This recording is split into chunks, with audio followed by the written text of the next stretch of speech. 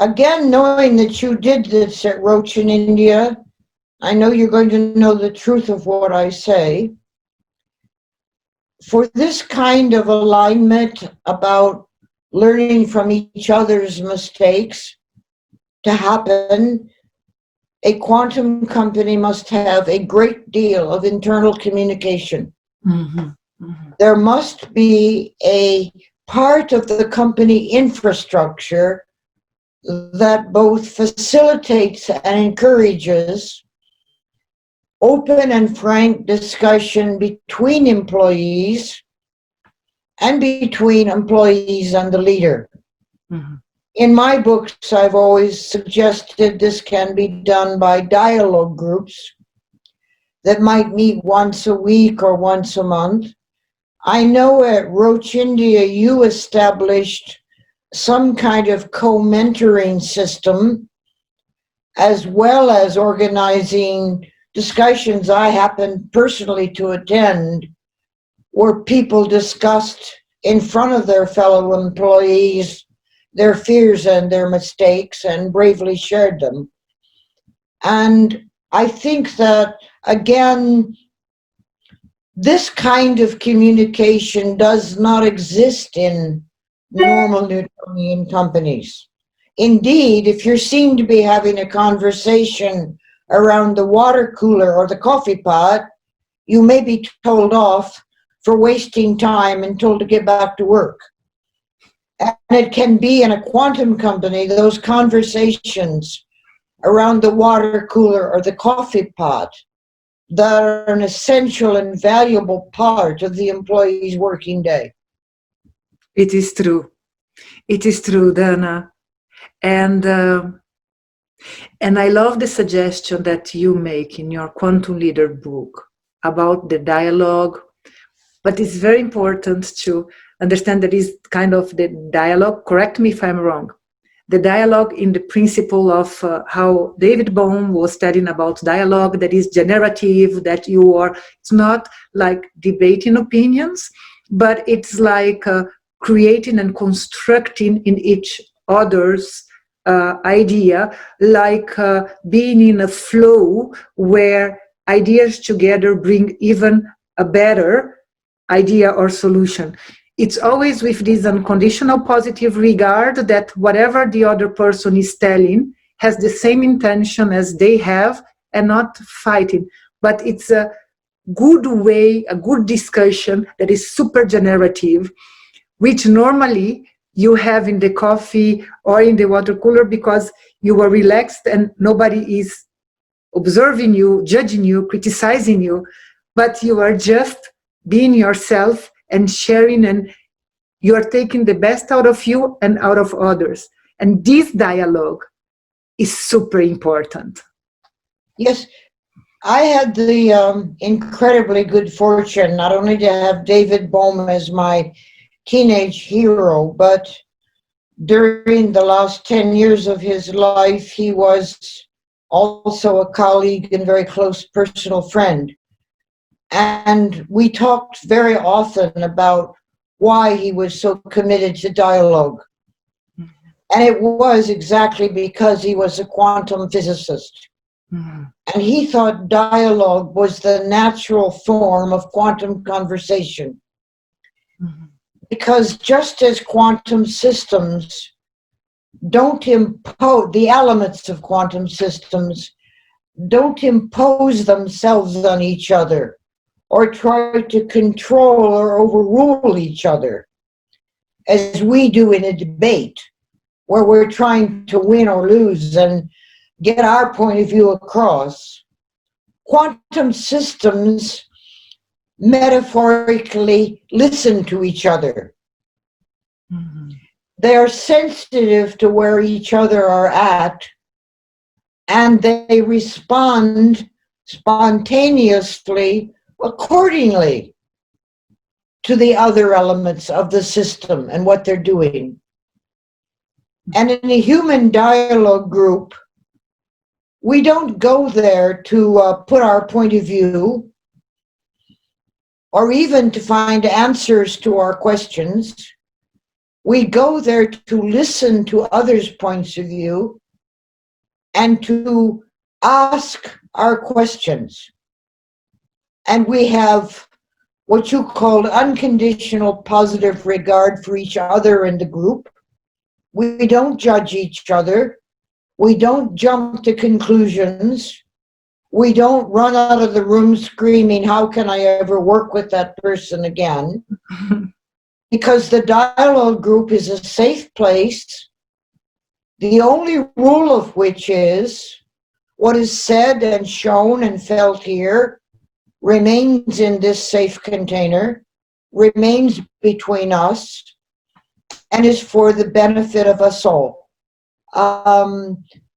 And when dialogue is practiced that way in a company, I know cases, I've witnessed cases, I've been present as the dialogue facilitator in cases where the worst kind of labor management disputes and bad feeling can be cleared up, where factions or silos of a company who felt that they were suffering from or intimidated by the company, the behavior of others, managed to understand each other, align with each other, and learn to work together peacefully. It is a powerful form of conversation, but it takes time. Yeah. And once again, the company leader has to appreciate that time spent in a dialogue group is also valuable working time and is not being done at the expense of the company's productivity. Mm-hmm. And, Dana, just sharing experience. In the last period, I didn't have a medical director, and I was having each second week dialogues with the medical team. And it was very interesting because these dialogues with the medical team, we didn't have an agenda. We didn't have a topic, but we arrived there and we started by each one sharing one word that they were feeling. And while people were sharing one word of what they were feeling, and then it was open to bring any topic, ask any questions. And two of these dialogues, we talked about fear. We talked about fear, and we talked about what is that was missing in this group. The discussion was coming to a point that everybody was telling, that every one of us, we want to get things right. So we are afraid that what we will do will be wrong. So we stop and try to see what is the next step. The difference is that the person that they were mentioning, the person didn't have this fear. The person just knew what had to do. If there is an obstacle, the person was just going and asking questions without fear. The person was herself. And then it was just finding solutions, helping each other. It was very clear. And then everybody started to dialogue and tell what would it take for us to have this kind of characteristic. And then they started to talk with each other, and then they concluded that they had first to understand that everybody is there to do the right thing, and everybody has good intention. So they would not feel that one colleague is judging each other. And it was funny that in this discussion of 1 hour, it might be that it took 1 hour about so many things and very busy schedules, agendas. But I have to tell, after this kind of dialogues, the productivity of the team, the trust of the team, the way the dynamic started to work was so different. That's why, Dana, I agree with what you tell. The leader should allow these spaces, safe space, where everybody can tell what they are afraid and what they think that is in the way of them being productive. If they are able to open up, then suddenly this dynamic changes. So it's super important. I want to say two things about what you just said. First of all, Bohm himself emphasized, as you just did, that the dialogue group should not have a topic that we're here to dialogue about, because that just makes a dialogue group a brainstorm. And brainstorms have their purpose and are very useful, but they're not dialogue. Bohm always advocated, as you did, that the people sitting in the dialogue circle simply begin with, I'm here and this is what I'm feeling. And then, as you just beautifully described, the conversation just simply does develop. Mm-hmm. The other point I wanted to make is the critical importance of, in at least some of these dialogue sessions, the presence of the company leader, him or herself. The leader should not think that these sessions are being run for the benefit of their employees. The leader is part of the system. The leader's fears and doubts and mistakes are part of the system. Mm-hmm. And this trust that you mentioned, people developing toward each other, they need to have that trust in the leader. They need to know the leader, like them, sometimes slips.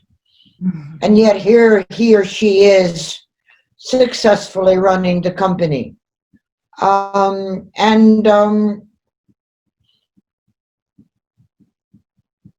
Very often leaders don't want to bear themselves that way, appear vulnerable, etc.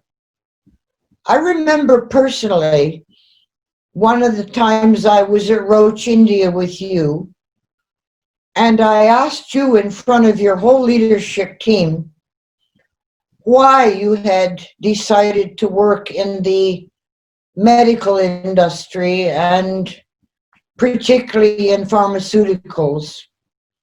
And in giving your answer about your concern and compassion for people and their health, you started to cry. And I remember the powerful effect that had on your entire leadership team. To see Lara herself, as they had so often during the transformation training that you put them through, crying. And that kind of revealing of yourself was one of the reasons that the whole of India thought you were such a remarkable, powerful, and different kind of leader. Thank you, Dana, for this. It's, when the environment is given where you feel safe, it is so beautiful because you are not afraid of what you are, or judgment or criticism. And that time that you were with us and facilitating these dialogues with the leadership team, somehow I had such a feeling of safety with my leadership team. I didn't feel like somebody apart from them. I felt like we were one. And it was like we are human beings and it's important to understand each other. So somehow you were right. That moment we were so much talking so deeply and so openly that the emotion was coming and I didn't feel the rush to stop it. And I think that this journey that we went through, it was a very beautiful journey. And I really believe, Dana, that if the leaders in the world and people are able to allow themselves to provide this kind of environment to themselves, because if they have an environment where they can feel safe and they can be themselves, can you imagine the environment that the teams will feel? Because if you feel safe yourself, if you trust your team so much that you don't feel that you will be judged, the whole leadership team, the whole organization will never think that you will judge them. And this, I think, is the first step from what you told, that everything starts from ourselves, right? Absolutely. And you made that very clear in your training at Roche by having the first day of training be about who am I and what is my purpose. Yes. Yeah. Oh, very nice. So I think, Dana, that today we have covered some questions about COVID, the quantum management, and then the future of the business, the relationship between quantum management and business, servant leadership. And I think that by now we could close our first conversation, and then we bring other topics for us to discuss. But it's amazing the number of insights that I had with this conversation, Dana. I too, Laura, and it has been like sitting with you together in Mumbai or here at my home in Oxford. And I've enjoyed the conversation, and I look forward to our having many more like this. Thank you a lot, Dana.